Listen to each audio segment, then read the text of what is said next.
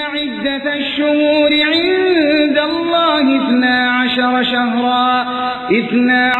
شهرا في كتاب الله وقاتلوا المشركين كافة كما يقاتلونكم كافة واعلموا أن الله مع المتقين. وأشهد أن محمدا عبده ورسوله أرسله بالحق بشيرا ونظيرا وداعيا إلى الله بإذنه وسراجا منيرا. فقد قال تبارك وتعالى في قرآن المجيد والفرقان الحميد: فأعوذ بالله من الشيطان الرجيم. بسم الله الرحمن الرحيم. يا أيها الذين آمنوا اتقوا ربكم الذي خلقكم من نفس واحدة وخلق منها زوجها وبث منهما رجالا كثيرا ونساء واتقوا الله الذي تساءلون به والأرحام إن الله كان عليكم رقيبا. وقال في موضع آخر: ربي اشرح لي صدري ويسر لي أمري واحلل عقدة من لساني يفقهوا قولي. ربي زدني علما. وقال تبارك وتعالى في قرآن المجيد والفرقان الحميد: فأعوذ بالله من الشيطان الرجيم. بسم الله الرحمن الرحيم. فلا وربك لا يؤمنون حتى يحكموك فيما شجر بينهم ثم لا يجدوا في أنفسهم حرجا مما قضيت ويسلموا تسليما. وقال تبارك وتعالى في موضع آخر: يا أيها الذين آمنوا أطيعوا الله وأطيعوا الرسول وأولي الأمر منكم فإن تنازعتم في شيء فردوه إلى الله والرسول. وقال تبارك وتعالى في موضع آخر: يسألونك عن الأهلة قل هي مواقيت للناس والحج. وقال النبي صلى الله عليه وسلم: إنا أمة أمية لا نكتب ولا نحسب، الشهر هكذا هكذا هكذا والشهر هكذا هكذا وهكذا. وقنص الإبهام في الثانية. رواه البخاري. وقال في موضع آخر: إن الزمان قد استدار كهيئة يوم إلى آخره.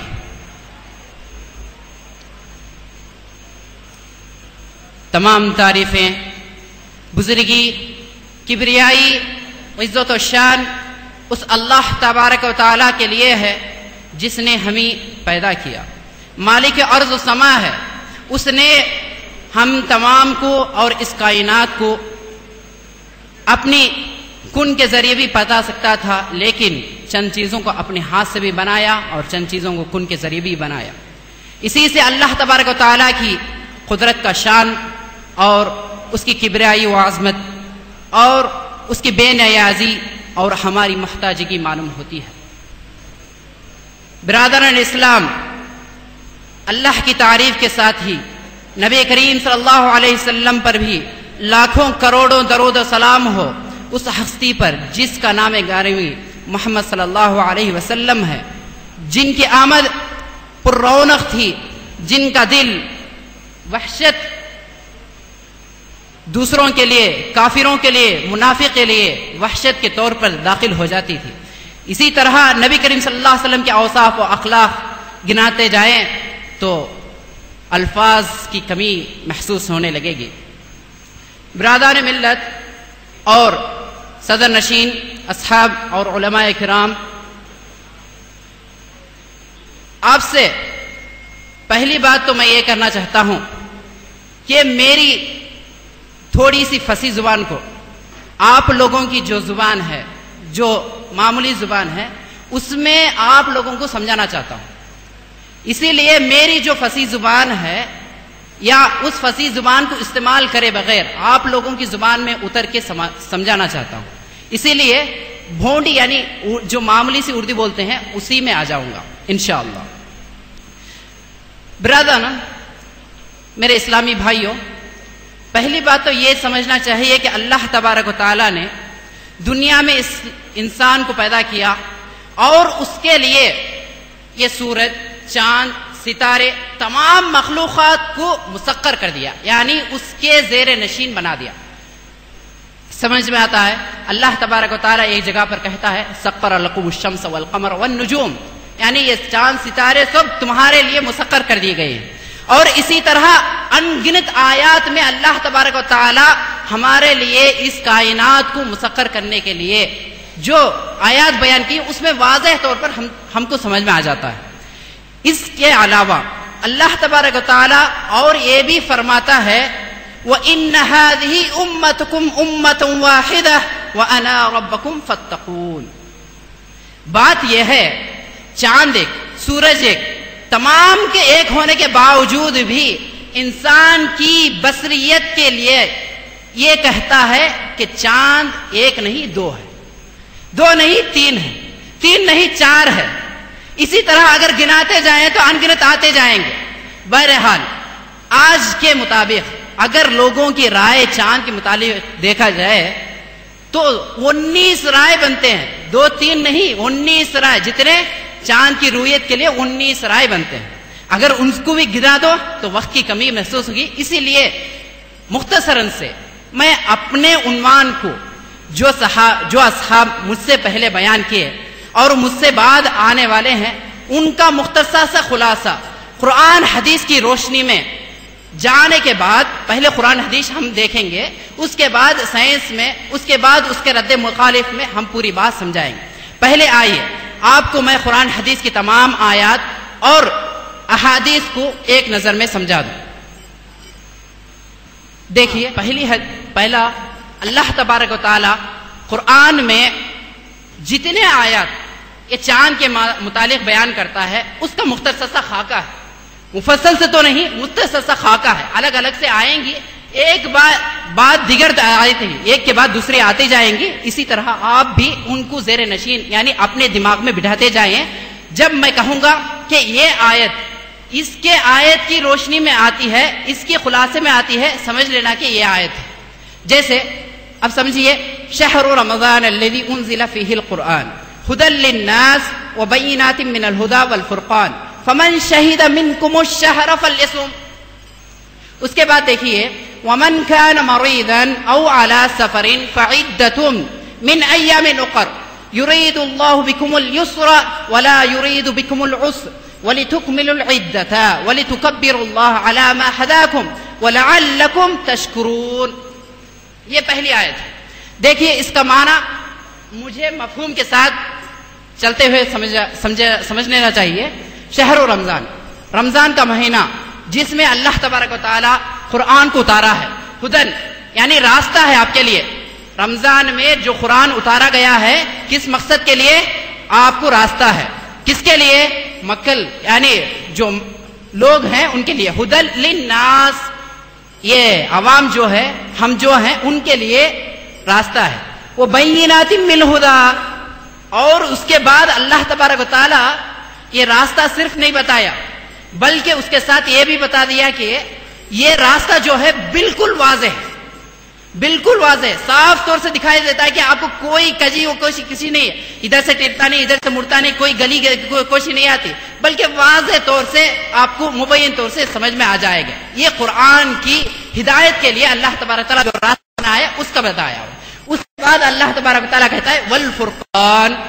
والفرقان کا معنی یہ ہے کہ اللہ تبارک و تعالیٰ الگ الگ سے بیان کرتا ہے، چند چیزوں کو الگ الگ سے کھول کے تفسیر سے بیان کرتا ہے۔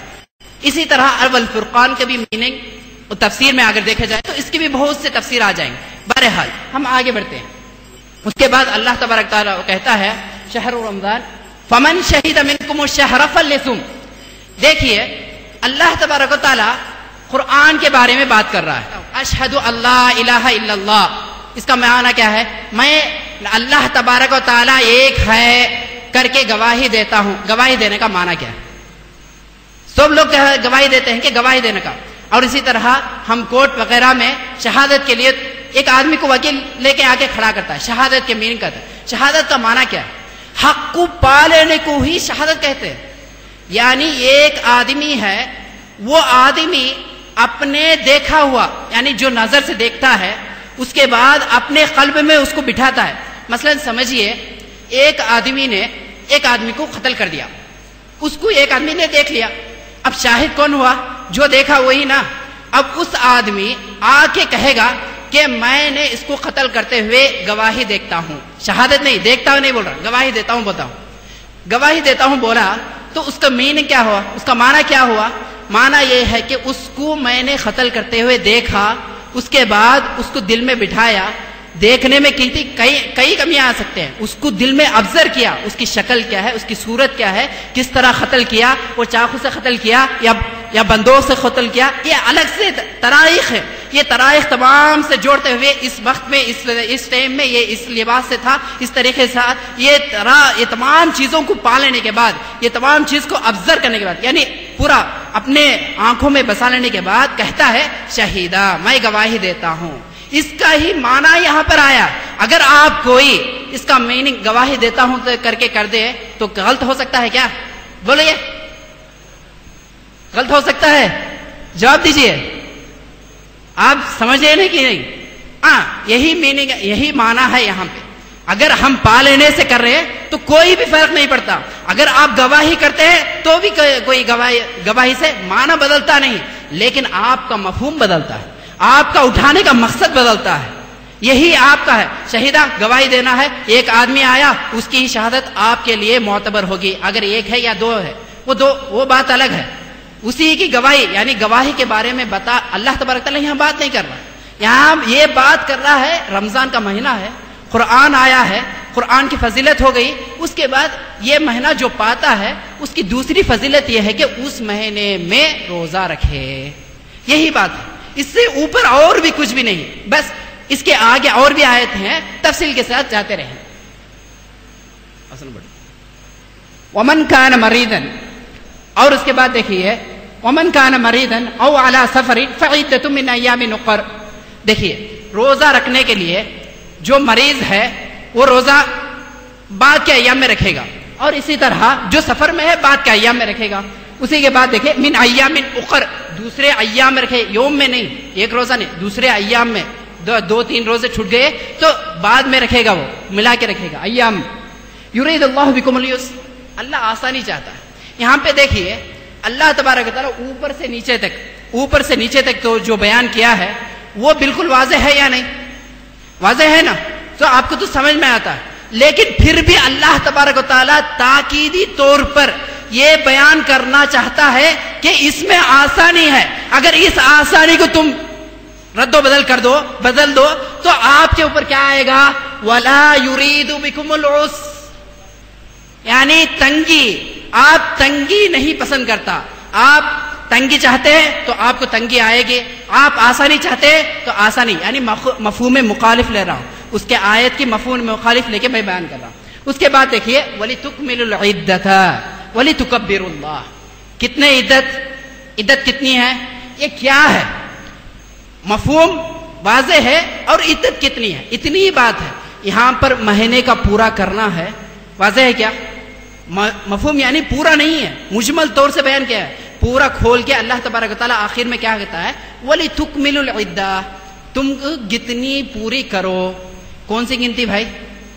کتنے گنتی؟ 20 پر 9، 20 پر 8، 20 پر 7، یا 20 پر 30، یا 30 پر 1؟ کون سی گنتی کا ذکر ہے؟ نہیں ہے. اس کے بعد دیکھیے وَلِتُكَبِّرُوا اللَّهَ، اس میں عید کا بیان ہے. سمجھ میں آتا ہے؟ عید کا بیان ہے. عید کو دیکھو. اور عدت کا جو ہے، عدت دوسری آیت میں اسی طرح آئے گی، تب میں سمجھاؤں گا عدت کا معنی کیا ہے. اس جگہ پہ اللہ تبارک تعالیٰ کیا کہتا ہے؟ قرآن کی آیت قرآن سے ہی جواب دیتی ہے. قرآن کی آیت قرآن سے ہی واضح طور سے بیان کرتی ہے. ہم کو سائنس کی سب کچھ ہے، ہمیں سب کچھ مہیا ہے، لیکن پھر بھی اللہ تبارک تعالیٰ قرآن کو سمجھنے والوں کے لیے آسان بنا کے رکھا ہے. اس کے بعد دیکھیے الا ما ہداکم ولعلکم تشکرون. یہ سادہ سے آیت ہے جس کا معنی دیکھے. اس کے بعد کی آیت دیکھیے، دوسرا نمبر کی آیت، ان اللہ فالق الحب والنوا یخرج الحی من المیت ویخرج المیت من الحی ولعل ذالکم اللہ فانا توفکون۔ اس میں دیکھیے اللہ تبارک و تعالیٰ جو بات بیان کرنا چاہتا ہے اس میں یہ ہے کہ فالق الحب والنوا، یہ آیت کیوں لائی گئی ہے؟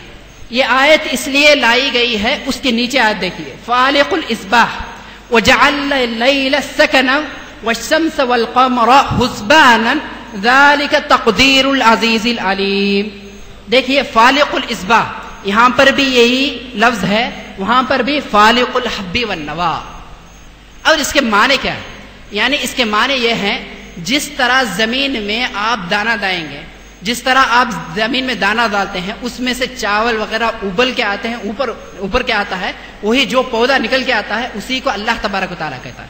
اسی سے تشبیہ یہ ہے کہ اللہ تبارک و تعالیٰ صبح کو بھی اسی طرح نکالتا ہے، صبح کو اسی طرح نکالتا ہے، یعنی فجر کا صبح سے پہلا دن ہونا یہی بات ہے، یعنی صبح سے پہلا نہیں، فجر سے دن کا شروع ہونا اس سے دلیل بنتی ہے۔ اس لیے کہ اللہ تبارک و تعالیٰ کہیں بھی فالق اللیل نہیں کہا، فالق النہار یعنی فالق الاصباح کہتا ہے، یعنی صبح کو اگاتا ہے۔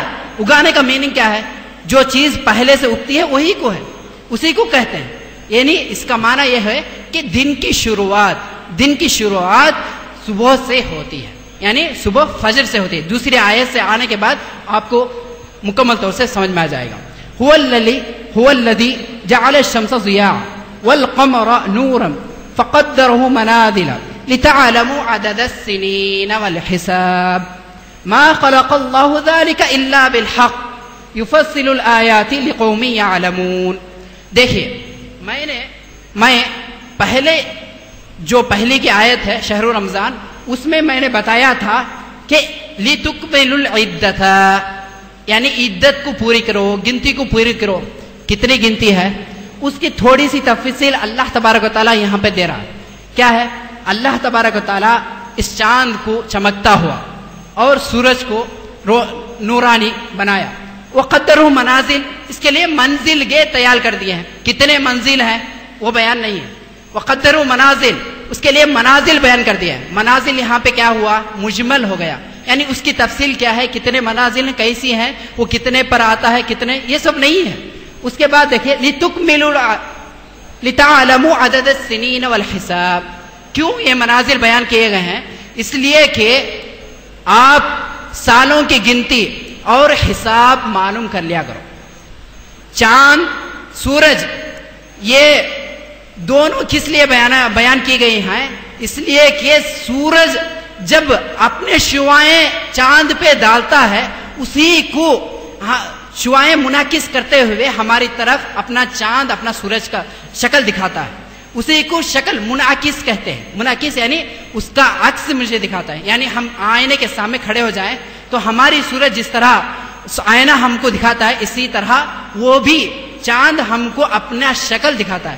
جس جگہ پہ سورج کی چمکدار روشنیاں پڑتی ہیں وہ جگہ پہ ہم کو نہیں دیکھتا، اس کی بجائے جو دکھتا، جس جگہ پہ سورج کی چمک نہیں پڑتی وہ جگہ ہم کو دکھائی دیتی ہے۔ سادہ سا اس کے ذریعے یعنی چاند کے ذریعے یہ بیان کیا گیا ہے لِتَعْلَمُوا عَدَدَ السِّنِينَ، سالوں کی گنتی کو اور حساب کو بھی آپ معلوم کر سکتے ہو۔ لِتَعْلَمُوا، یہ لفظ کیا ہے؟ پریزنٹیشن، سمجھ میں آ رہا ہے؟ پریزنٹیشن یعنی چلنے والا۔ مضارع ماضی کہتے ہیں، ماضی گزرا ہوا، مضارع کہتے ہیں ہے، یعنی جو حال اب چل رہا ہے، اب ہم یہاں پہ بیٹھے ہیں، یہ مضارع ہے، یہاں پہ حال ہے، اور اس کے بعد آنے والا یعنی مستقبل، آنے والا، دو چیزیں اس میں پائی جاتی ہیں۔ یعنی جو لِتَعْلَمُوا ہے اس لفظ میں نحو کے اعتبار سے، گرامر کے اعتبار سے دو معنی نکلتے ہیں۔ ایک معنی یہ کہ حال کا، اب کا، اور دوسرا معنی یہ کہ یعنی آنے والا، اس کا بھی آپ حساب و کتاب معلوم کر سکتے ہیں۔ پہلی بات دیکھیے لِتَعْلَمُوا عَدَدَ السِّنِينَ، لِتَعْلَمُوا عَدَدَ السِّنِينَ، پہلا دیکھیے سالوں کی گنتی۔ پہلا لفظ یہ ہے کہ سالوں کی گنتی، کتنے سال ہیں اتنوں سالوں کی آپ گنتی کر کے بیان کر سکتے ہیں۔ معلوم کر سکتے ہیں آپ. حال ہے ابھی معلوم کر سکتے ہیں کہ کون سا سال چل رہا ہے, کون سا سال نہیں, کون سا سال غلط ہے, کس ٹائم ہے. سال کے لیے آ گئے. سال کے لیے کیا چاہیے بتائیے؟ سال کے لیے کیا چاہیے؟ سال کے مہینے چاہیے.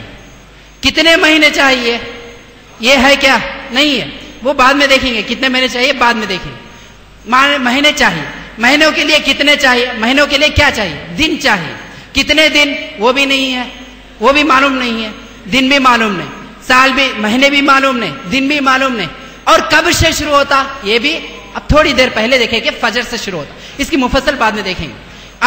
یہ سالوں کی گنتی کے لیے کیا کیا چاہیے؟ مہینے کی گنتی چاہیے, دنوں کی گنتی چاہیے, اور دن کی شروعات چاہیے.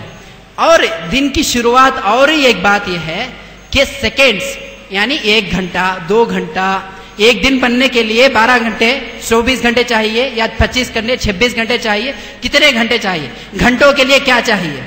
گھنٹوں کے لیے سیکنڈ, یعنی ایسے آپ حساب کر لیجئے. اس کے نیچے آ جائے. یہ تمام چیزیں ایک ہی لفظ میں اللہ تبارک و تعالیٰ بیان کر دیا.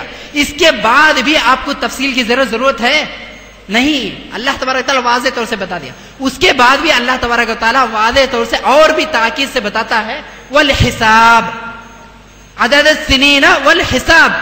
گنتی ہے نا, گنتی کو بھی معلوم کر لو. سنین کے اعتبار سے آپ دیکھیں جائیں سال کون سے ہے, گنتی میں ہے یا دوسری چیزوں میں؟ بتائیے. گنتی میں ہے سال, یعنی سال جو بنتے ہیں وہ گنتی میں شمار ہوتا ہے یا دوسری چیزوں میں شمار ہوتا ہے؟ گنتی میں اگر شمار نہیں ہوتا تو مجھے پتا نہیں وہ کس میں شمار ہوتا ہے. گنتی میں شمار ہوتا ہے, میرا ارادہ ہے. اور اس کے بعد دیکھیے جب گنتی میں وہ شمار ہوتا ہے تو اللہ تبارک و تعالیٰ حساب کو لانے کے لیے کیا ضرورت تھی؟ حساب کی کیا ضرورت تھی؟ لیکن پھر بھی اللہ تبارک و تعالیٰ اس کو بے وجہ نہیں لگایا. اس لیے لایا گیا کہ آپ اس میں ضرور غلطی کرو گے. اس طرح کے عوام پیدا ہوں گے کہ وہ حساب کو نہیں جانیں گے اور کہیں گے حساب کی ضرورت نہیں ہے. اسی لیے اللہ تبارک و تعالیٰ واضح طور سے لے کر آتا ہے کہ حساب والحساب, حساب بھی چاہیے. حساب کرنے کے بعد ہی آپ اس تمام کی چیزیں گن سکتے ہیں. اور اس کے بعد دیکھو ما خلق اللہ ذالک الا بالحق. یہاں پہ ایک نقطہ ہے. اللہ تبارک تعالیٰ اس تمام چیزوں کو, یہ تمام جو چیزیں ہیں بیکار سے پیدا نہیں کی. کون سی چیزیں بھائی؟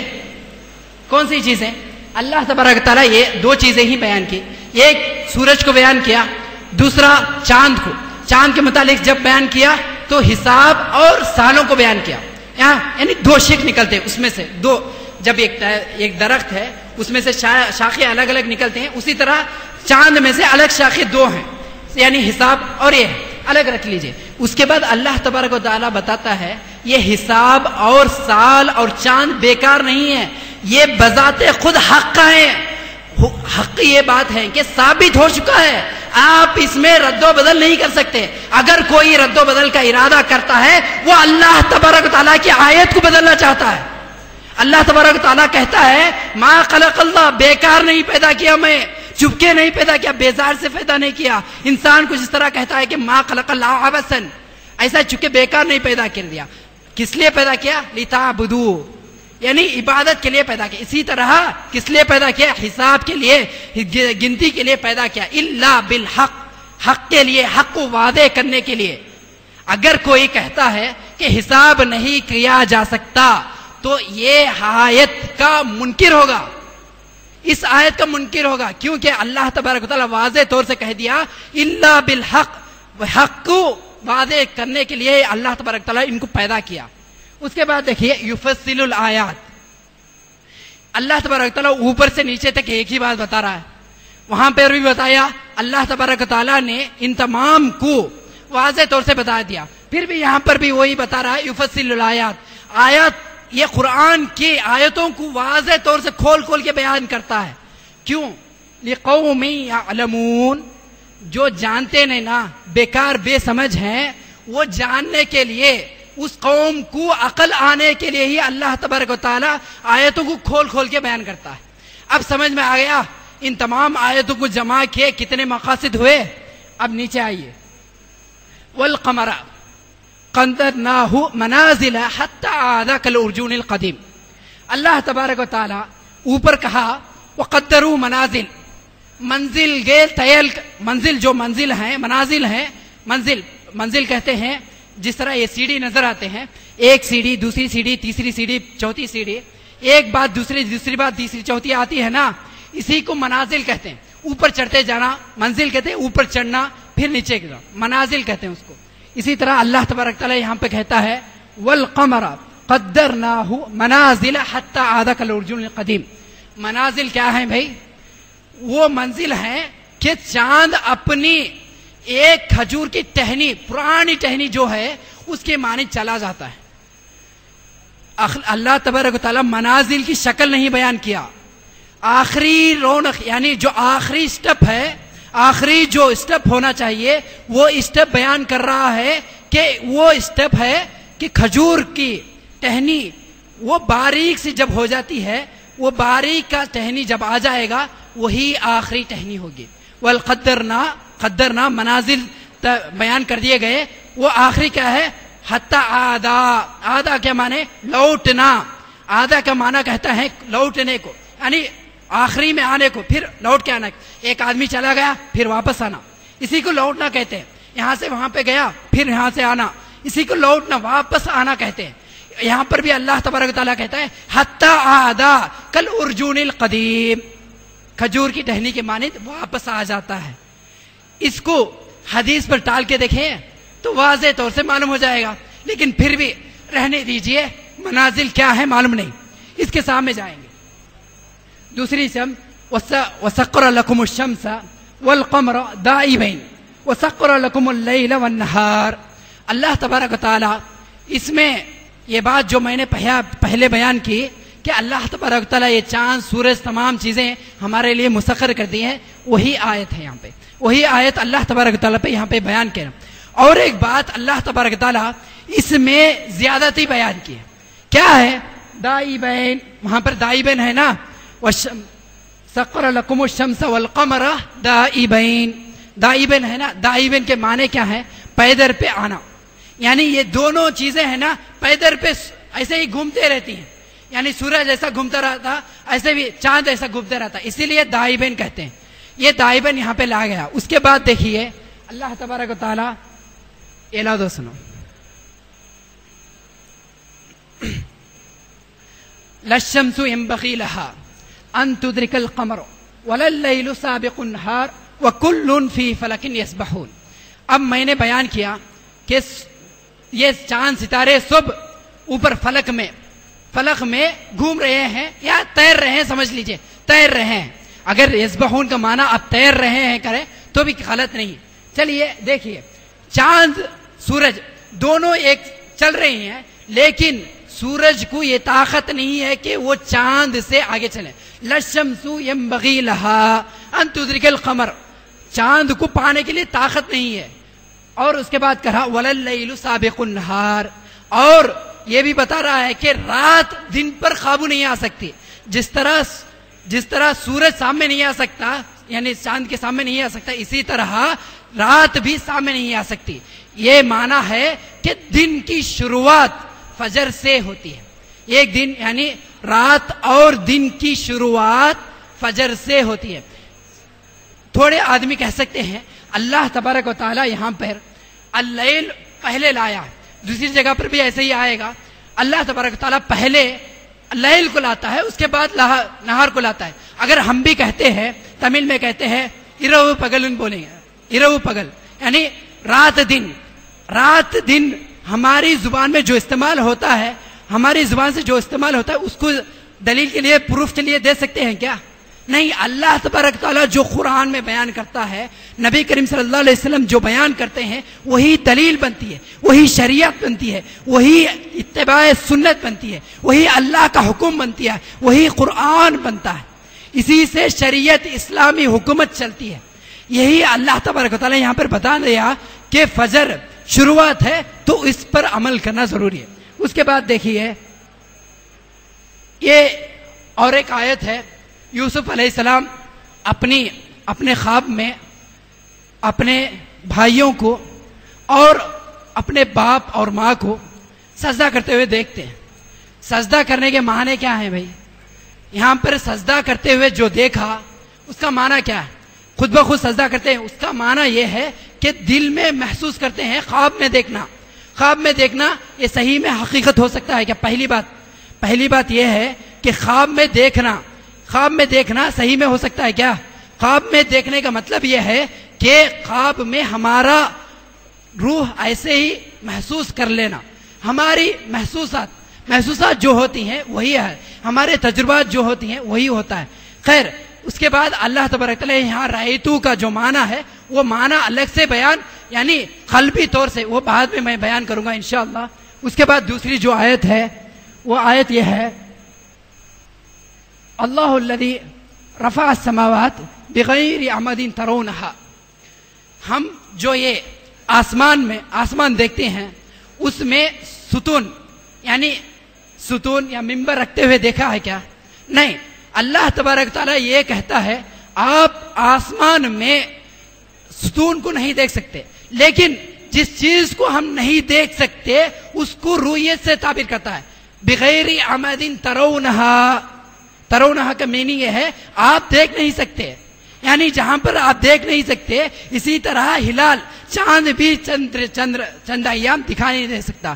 اسی طور سے آپ بھی یہ سمجھنا چاہیے کہ چند وقت ایسے بھی ہیں چاند ہم کو دکھائی نہیں سکتا. جس طرح کہ ہم کو آسمان میں ستون میں نہیں ہے، لیکن اللہ تبارک و تعالیٰ اس کو تعبیر کرتے ہوئے دیکھنے سے تعبیر کرتا ہے. تو اسی طرح یہاں پر بھی رؤیت اللہ تبارک و تعالیٰ عقل سے دے رہا ہے، یعنی عقل میں محسوس کرنا ہے. سمجھ میں آ رہا؟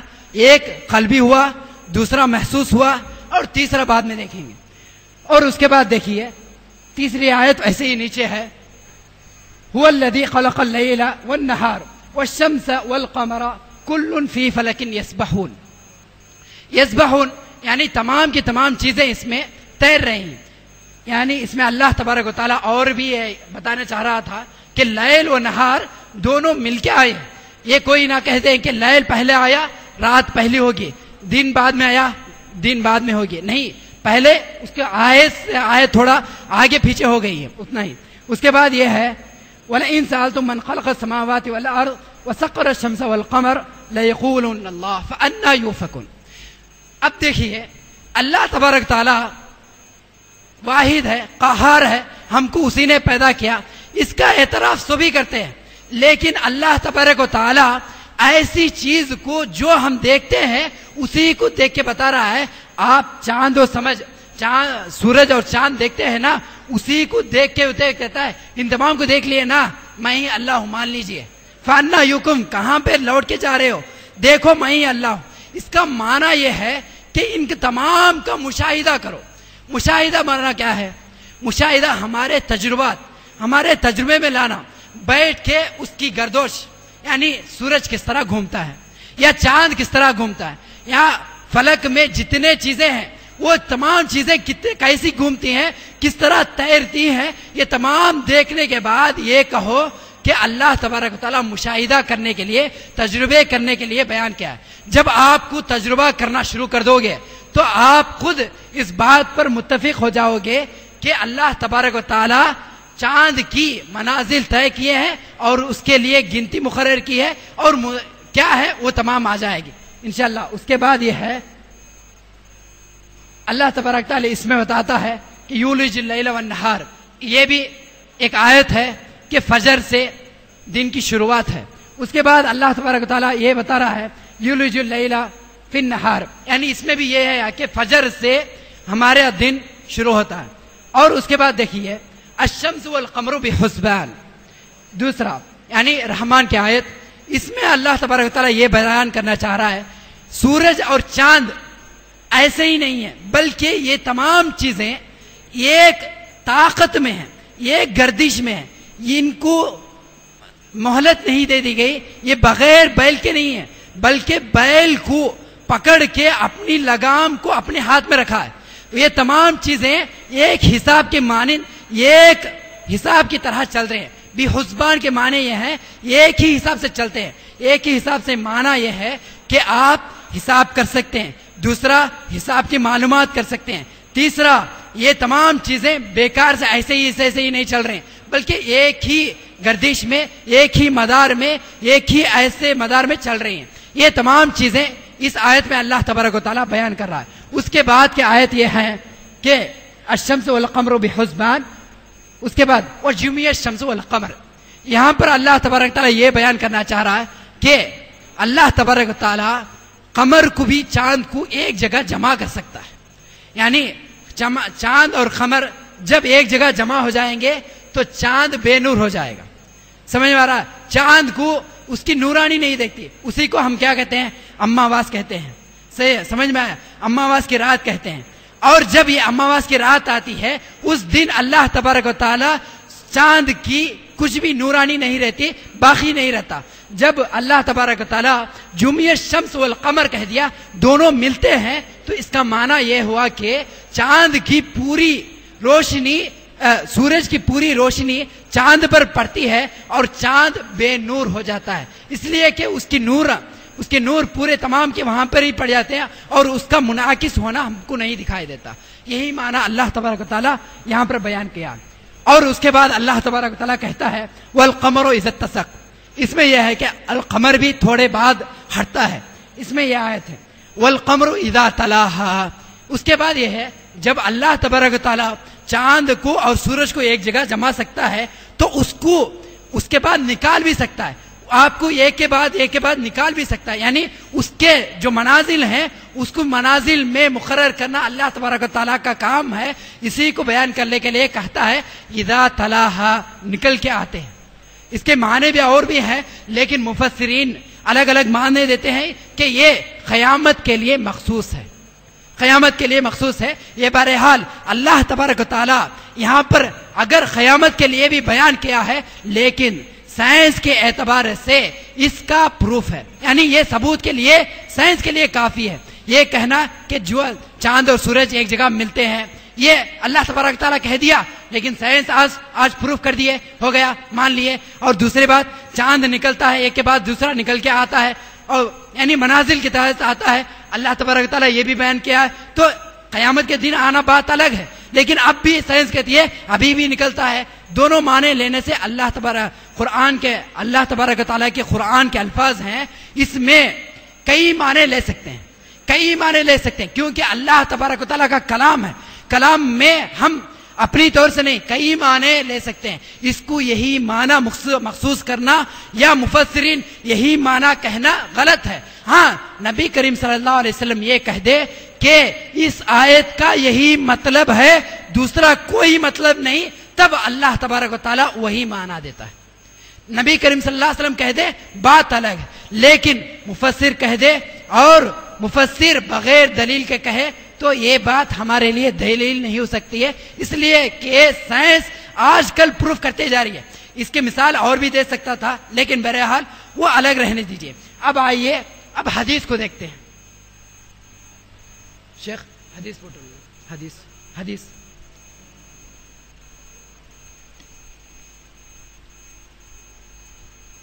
یہ ایک حدیث ہے. یہ حدیث یہ ہے کہ آج جو لوگ اختلاف مطالع یعنی ایک ایک گاؤں کے لیے، ایک ایک شہر کے لیے سورج کا نکلنا اور غروب ہونا الگ ہے، اسی طرح چاند کا طلوع ہونا، غروب ہونا یعنی چاند کا نکلنا اور چھپ جانا الگ الگ ہے. یہ بیان کرنا غلط ہے. ان کی دلیل یہ ہے کہ یہ حدیث ہے. اس حدیث میں یہ بیان کرتے ہیں کہ قریب کی حدیث ہے. یہ قریب کی حدیث اختلاف مطالع کے لیے سب سے مانی جانے والی حدیث ہے. اسی کو سب لوگ اپنے دلیل کے لیے پیش کرتے ہیں. اس کے سوا کوئی بھی اختلاف مطالع کے لیے کوئی بھی دلیل نہیں ہے. ہاں اگر آپ دلیل ہے کہہ سکتے ہیں تو اس دلیل کو کہہ سکتے ہیں جو مسافت قصر ہے. یعنی آپ سفر میں ہیں، سفر میں رہنے کے لیے نبی کریم صلی اللہ علیہ وسلم نے کہا کہ ایک گاؤں سے دوسرے گاؤں جاتے ہیں، اس کے مسافت قصر ہے. مسافت قصر آ جانے سے آپ وہ سفر میں ہیں تو سفر میں مسافر یہ کرتا ہے کہ دو جماعتیں یعنی جمع بین قصر کرتا ہے، دو جماعتیں ملا کے پڑھتا ہے. اس کے لیے نمازوں کے لیے کمی کر دی ہے. یہ تمام مسافت قصر یعنی قصر کے معنی یہ ہے کہ یہاں سے دوسری جگہ نکل کے جانا، وہاں کی جو دوری ہے، جو ڈسٹینس آتا ہے، اسی کو اختلاف مطالع کہتے ہیں۔ یہ اختلاف مطالع کیا ہے؟ کسی سے مطالع نہیں آیا، لیکن نبی کریم صلی اللہ علیہ وسلم نے مسافت قصر یہ بتایا کہ 3 فراسخ، 3 فراسخ، اور دوسری حدیث میں ہے 4 فراسخ، 4 فراسخ ہیں، یعنی فراسخ 4 ہیں یا 3 ہیں۔ اس میں اللہ کے نبی نے کوئی تفصیلی اعتبار سے تو ڈیفینیشن نہیں ہے، یعنی کوئی تفصیل نہیں ہے، لیکن علماء کرام یہ تفصیل دیتے ہیں 500 کلومیٹر، 500 کلومیٹر نہیں تو 600 کلومیٹر، نہیں تو 75 کلومیٹر، نہیں تو 40 پر 6 کلومیٹر، نہیں تو 18 کلومیٹر، نہیں تو 4 کلومیٹر، نہیں 3 کلومیٹر۔ اب بتائیے کس مسافت پر آپ قصر کریں گے، کس مسافت پر آپ سفر کریں گے، کہاں پہ جا کے جمع قصر بنیں گے؟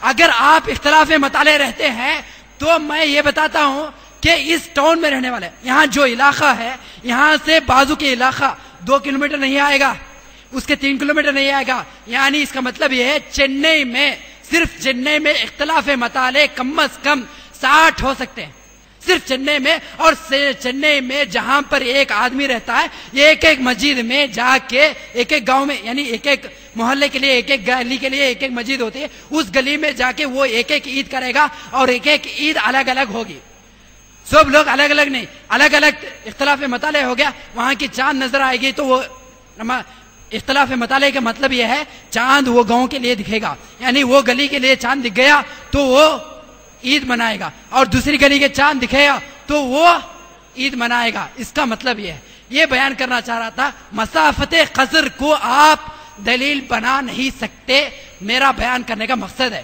خیر یہ تو بیان ہو گیا، اس کا حدیث کا بھی توڑ ہو گیا، لیکن آئیے اس حدیث سے آپ کو تفصیل کے طور سے ذکر کرتے جاتا ہوں۔ یہ حدیث میں ان قریب، یہ حدیث قریب بیان کرتے ہیں، ایک تابعی ہے، کچھ لیپ ٹاپ تک، ہلو لیپ ٹاپ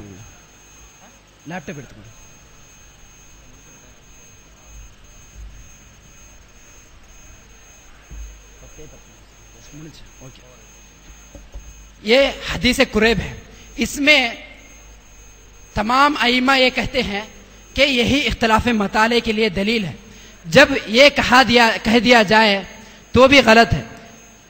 میں آپ کو اس حدیث کا تھوڑا واضح طور سے بیان کرنا چاہتا ہوں، یعنی پورا اس حدیث کو پوری طور سے پوسٹ مارٹم کرنا چاہتا ہوں، پوری طور سے، تھوڑا بھی آپ کو شک و شبہ یہ باقی نہ رہ جائے کہ یہ دلیل بن سکتی ہے۔ بیان کرنا چاہتا ہوں، پہلا یہ ہے کہ یہ حدیث قریب تابعی ہیں، وہ بیان کرتے ہیں کہ میں ابن عباس کے پاس گیا، ان قریب ان ام الفضل بنت الحارث بعثته الى معاویہ بالشام قال فقدمت الشام فقضيت حاجتها واستحل علی رمضان۔ اس میں یہ بیان کر رہے ہیں کہ میں معاویہ مجھے شام سے، یعنی شام کہاں ہے؟ سیریا جو ہے، سیریا سے مکہ کو بھیج رہے ہیں، مکہ کو پہنچ گیا، میں سیریا سے مکہ کو پہنچ گیا۔ کون بھیجنے والے؟ معاویہ بھیجنے والے۔ کسے؟ قریب کو معاویہ بھیج رہے ہیں، کہاں پہ؟ مدینہ یا مکہ سمجھ لیجئے، اس کے اعتبار سے کوئی تفصیل نہیں آئے، مکہ یا مدینہ کہاں بھی ہو جائے۔ قریب جا رہے ہیں، کس کے پاس؟ ابن عباس کے پاس۔ وہ جا رہے، کہتے ہیں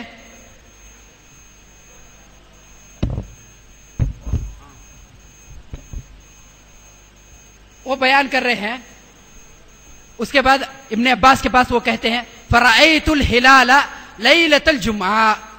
وہ ابن عباس کے پاس آ کے کہتے ہیں ہم نے جمعہ کے دن ہلال کو دیکھ لیا۔ یہ سادہ سا ترجمہ ہے۔ ثم قدمت المدینہ، اس کے بعد مدینہ آیا، فی آخری شہر میں، فسألنی عبداللہ، ابن عباس، یعنی ابن عباس پوچھ رہے ہیں کب آپ چاند دیکھے۔ ثم ذکر الہلال، ہلال کی بات آئی، دونوں بحث کر رہے ہیں، بحث کرتے کرتے ہلال کی بات آئی، ہلال کی بات آنے کے بعد کہتے ہیں فقال متی رأیتم الہلال، آپ نے ہلال کو کب دیکھا؟ لفظ یہ ہے چاند کو کب دیکھا؟ فقلت رأیناہ لیلۃ الجمعہ، جمعہ کے دن ہم نے اس کو دیکھا. واضح طور سے یاد رکھ لے, میں پھر اسی میں آپ کو دوہراؤں گا. فقلت رأیناہ لیلۃ الجمعہ, جمعہ کے دن ہم نے اس کو دیکھا. فقال انت رأیتہ, تو نے اس کو دیکھا؟ قریب سے ابن عباس پوچھ رہے ہیں کیا آپ نے اس کو دیکھا ہے؟ ہاں. فقلت نعم ورآہ الناس, اور لوگ بھی اس کو دیکھے ہیں. قریب یہ بیان کر رہے ہیں میں نہیں بلکہ شام میں تمام لوگ بھی دیکھا ہے. وسامو, اور تمام لوگوں نے بھی روزہ رکھا. وسام معاویہ, معاویہ جو امیر المومنین ہیں وہ بھی روزہ رکھیں. واضح طور سے سمجھ لیجئے یہاں تک, معاویہ امیر ہیں وہ بھی روزے کے ہیں, اور اس کے بعد قریب ہیں وہ بھی روزے سے, حالانکہ اکیلے فرد آئے ہیں مکہ یا مدینہ, اور اس کے بعد تمام لوگ شام میں روزے دار ہیں. اس کے بعد آ گئے. فرآئینا فقال لیکن, ابن عباس کہہ رہے ہیں فقال لیکن, لیکن ہم نے لیلۃ السبت یعنی ہفتے کے دن اس کو دیکھا ہے. چاند کو ابن عباس کب دیکھے؟ ہفتے کے دن دیکھے. فلا نزال, ہم اسی طرح نصوم, ہم روزہ رکھتے رہے. حتی نکمل, یہاں تک کہ ہم نے پوری کر دیا. سلاسین او نراہو, یا ہم چاند کو دیکھ لیں, 30 پوری کر دے یا چاند کو دیکھ لیں.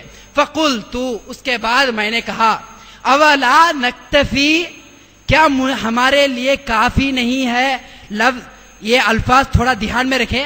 اولا نکتفی برؤیت معاویہ, معاویہ جو امیر مومنین ہیں, امیر ہمارے سب امیر ہے, ان کا دیکھنا ہمارے لیے کافی نہیں, ان کا دیکھنا بس نہیں ہمارے لیے, وہ دیکھ لیا ہم روزہ رکھنا کافی نہیں.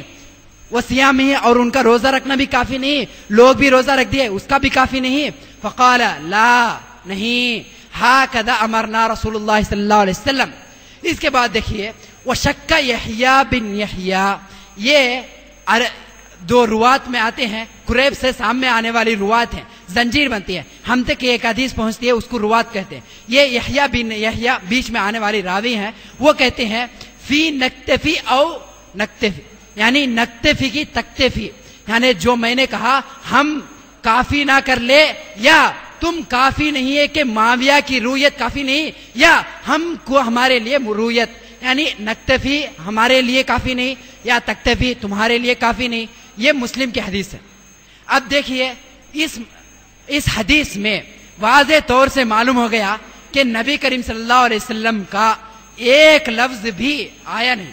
واضح طور سے نبی نے یہ کہا, نبی نے یہ سنا, نبی نے یہ کہا, ہم یہ کرتے تھے, نبی نے اس کو آمنا وسلم نہ کہا. یعنی اقرار نبی صلی اللہ علیہ وسلم کی حدیث 3 سے ہو سکتی ہے, ایک قول سے ہو سکتی ہے, دوسرا فعل سے ہو سکتی ہے, تیسرا تقریر سے ہو سکتی ہے. یہ 3 چیزوں بھی یہاں پر باقی نہیں رہا. اب حدیث نہیں تو پھر یہ کیا ہے؟ یہ ایک واقعہ ہے. واقعے کو حدیث سے تعبیر کرنا عوام کے لیے تو معتبر ہے, اس لیے کہ چند علماء حدیث کو یعنی قدیم کے معنی میں لاتے ہیں, بات چیت کرنا. اس میں الگ الگ سے معنی لے سکتے ہیں. آپ حدیث کو نبی کریم صلی اللہ علیہ وسلم بھی کہہ سکتے ہیں. اسی طور سے یہ ایک قصہ ہے, اس آیت سے بھی بیان کر سکتے ہیں. دوسری بات یہ ہے کہ ہاکذا امرنا رسول اللہ صلی اللہ علیہ وسلم کہنا, یہ ابن عباس کا خود کا اجتہاد ہے. وہ خود قرآن کی دلائل سے لے کے یہ ایک حکم دے رہے ہیں کہ نبی کریم صلی اللہ علیہ وسلم ہم کو اس طرح حکم دیا. بتائیے حجیت صحابہ یعنی صحابہ کا اجتہاد کرنا, اگر قرآن حدیث کے مخالف آ جائے تو عمل کرنا ضروری ہے یا نہیں؟ اگر عمل کرنا ضروری ہے, بتائیے کس ائمہ نے, کس تابعی نے یہ واضح طور سے کہا ہے کہ قرآن حدیث کے مقابل میں صحابہ کی روایت آ جائے اس پر عمل کرنا ضروری ہے؟ واضح طور سے اس کا بات کرنا چاہیے. لیکن چند لوگ ہیں, چند کتابوں میں یہ بیان کرتے ہیں کہ اجتہاد صحابی کا کوشش کرنا قرآن حدیث میں وہ ہمارے لیے حجت ہے. یہ بالکل غلط ہے, اس لیے کہ اس بات میں نبی کریم صلی اللہ علیہ وسلم, دوسرا پوائنٹ یہ ہے کہ ہا قدرنا امرنا, نبی کریم صلی اللہ علیہ وسلم کس بات کا حکم دیا؟ یہ بات ابن عباس نے حکم کیا حکم دیا؟ واضح طور سے نہیں دیا, واضح طور سے نہیں دیا. اس کا مطلب یہ ہے شک, اس میں شک ہے واضح طور سے. جب بات معلوم نہیں ہوئی آپ کو بھی یہ احتمال ہو سکتا ہے, ہمارے لیے بھی احتمال ہو سکتا ہے. جب احتمال آ جاتا ہے تو فقہ یعنی اصول فقہ جو ہوتے ہیں ابو حنیفہ وغیرہ ان کے تمام فقہ جو ہوتے ہیں ان کے درمیان ایک قاعدہ ہے, اذا وجد الاحتمال بطل الاستدلال.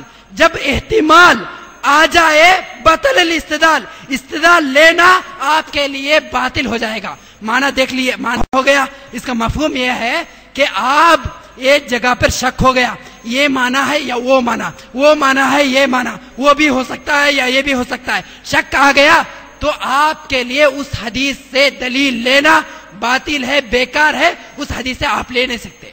چلیے آپ اس حدیث سے دلیل لے لیجئے, ہم کہتے ہیں آپ دلیل لے لیجئے, لیکن پھر بھی میں یہ کہتا ہوں آپ ویسے رہتے ہیں. نبی کریم صلی اللہ علیہ وسلم یہ قریب جہاں سے آئے, کہاں سے آئے؟ سیریا سے مدینہ آ کے کیا کہہ رہے ہیں؟ نبی وہاں پہ امیر معاویہ نے چاند دیکھ لیا. امیر کی رویت ہمارے لیے کافی نہیں ہے, تمام لوگوں نے روزہ رکھ لیا, آپ روزہ رکھتے نہیں. اگر اس طرح سے بات ہے تو ایک حدیث ہے الصوم یوم تصومون, جس روز لوگ روزہ رکھتے ہیں اسی دن ہے. روز جو روز ہے وہ روز عوام جو روزہ رکھتے ہیں وہی روز ہے. حدیث میں بعد میں آئے کہ میں نیچے بتاؤں گا اس حدیث کو واضح طور سے. وہ حدیث میں یہ ہے کہ روزہ جس دن عوام رکھ لے اس دن ہے. اس حدیث کے مقابل میں یہ آتی ہے یا نہیں؟ یہ حدیث آتی ہے یا نہیں؟ اگر آتی ہے تو یہ باطل ہے, اس لیے کہ وہاں پر لوگ روزہ رکھتے ہیں اور روزہ یہاں پر بھی باطل ہے. میں اپنی بیان کو شارٹ میں بیان کرتا جاتا ہوں.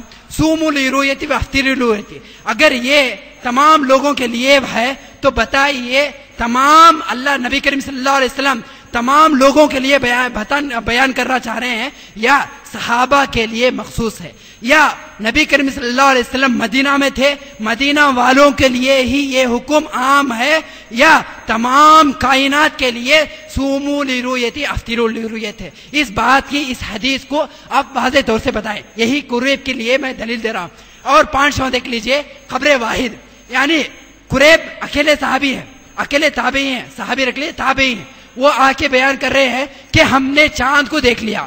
اسی طرح نبی کریم صلی اللہ علیہ وسلم نے ایک مرتبہ روزہ رکھنے کے لیے ابن عمر کی شہادت کو نبی کریم صلی اللہ علیہ وسلم نے عمل میں لایا. مسلم اور بخاری کی حدیث ہے, نبی کریم صلی اللہ علیہ وسلم نے جب دیکھا کہ ابن عمر آگ کہتے ہیں لوگ نے چاند دیکھا, تو نبی کریم صلی اللہ علیہ وسلم نے پوچھا کیا آپ نے دیکھا؟ ابن عمر نے کہا ہاں نا میں بھی دیکھا. تو جاؤ لوگوں کو یہ حکم دے دو کہ نبی کل کا روزہ رکھ لے, کل کا روزہ رکھے, کل سے روزہ شروع کر دیں. بتائیے ابن عمر کی ایک آدمی کی خبر واحد کافی نہیں؟ قریب کی ایک خبر واحد آپ کے لیے چاند کا دیکھنا کافی نہیں؟ اگر کافی ہے تو اس حدیث باطل ہے, اس سے آپ کی دلیل اختلاف مطالع کے لیے بیکار ہے. اس کے بعد دیکھیے, آپ اگر یہ کہیں کہ اختلاف مطالع ہی اس میں بات ہے تو اللہ تبارک و تعالی دن اور چاند کو کس لیے پیدا کیا؟ مہینوں کو کس لیے بتایا؟ کس لیے پہچان دی؟ بتائیے دن کی پہچان کیوں دی؟ مہینوں کی پہچان 30 ہے کیوں بیان کی؟ سالوں کی پہچان 12 ہے کیوں بیان کی؟ اگر یہ سب بیکار ہے اختلاف مطالع بھی بیکار ہے. بیکار ہے تو اختلاف مطالع نہیں ہو سکتا. میں یعنی دونوں باتوں کو مفہوم میں مخالف سے لیتے ہوئے جا رہا ہوں. اس کے بعد ایک اور حدیث ہے ربیع بن حراش کی, اس میں نبی کریم صلی اللہ علیہ وسلم نے روزے کو توڑنے کے لیے, عید منانے کے لیے ربیع بن حراش کی حدیث سے ایک آدمی بیان کرتے ہیں, اس کو آپ نے دلیل لی. اسی طرح دوسرے احادیث میں بھی اس کی حدیث سے بات کی توڑ ہوتی ہے, اور بھی بہت سے دلائل ہے. کم از کم اس حدیث کے اختلاف مطالع کے لیے توڑ کے لیے 19 پوائنٹ ہے. 19 پوائنٹ ہے. اگر اس کو مفصل سے بیان کرو تو وقت کی کمی ہے, پہلے ہی سے یہاں پر نوٹس آ گئی. انشاءاللہ کبھی اور موقع ملے تو اس حدیث کو اور اس کے بعد آنے والے حدیث کو تمام کو میں ایک ہی اس میں انشاءاللہ مفصل طور سے بیان کروں گا. اور آخر میں ایک 2 حدیث, صرف 2 حدیث معنی وقت بیان کر کے اپنی تقریر کو بیان کر دوں گا, ختم کر دوں گا. 2 حدیث کیا ہیں؟ ایک حدیث ہے، وہ حدیث رکھ کے ہی سب لوگ بیکار کی بحث کرتے. کیا ہے؟ ان امۃ امیہ لا نکتب ولا نحسب. ان امۃ امیہ کیا ہے؟ ہم امی سمودائے، ان پڑھ ہیں، کچھ لکھنا پڑھنا نہیں جانتے. نبی نے یہ کہا ہم ان پڑھ ہیں، کچھ لکھنا پڑھنا نہیں جانتے. الشہر ہاکذا ہاکذا ہاکذا. دوسری مرتبہ کہا ہاکذا ہاکذا ہاکذا. اب بتائیے امی ان پڑھ ہونے کے بعد کوئی اگر یہ گنتی بتائے تو ان پڑھ مانا جائے گا؟ یہ کیا ہے بتائیے؟ یہ کتنے ہیں؟ یہ کتنے ہیں بھائی؟ 10 ہیں. اور اسی طرح یہ 10 ہیں، یہ 10 ہیں. آپ امی ہیں، آپ نہیں جانتے، میں معلم ہوں، میں بتا رہا ہوں کہ 10 سے گنتی کرتے جاؤ. یہی نبی کریم صلی اللہ علیہ وسلم بتا رہے ہیں.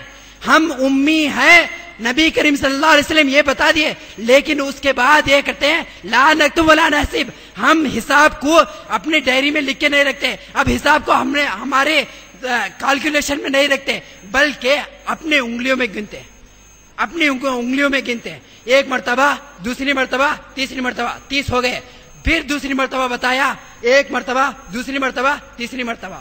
کتنا؟ 20 پر 9. مہینہ 30 کا ہو سکتا ہے یا 20 پر 9 کا، یہی ہو گیا. دوسری یہ ہے حدیث نبی کریم صلی اللہ علیہ وسلم یوم عرفہ کے دن آخری حجۃ الوداع ہے، اس میں نبی کریم صلی اللہ علیہ وسلم بتا رہے ہیں ان زمانہ کل استدار، یعنی زمانہ پھر لوٹ کے آ گیا.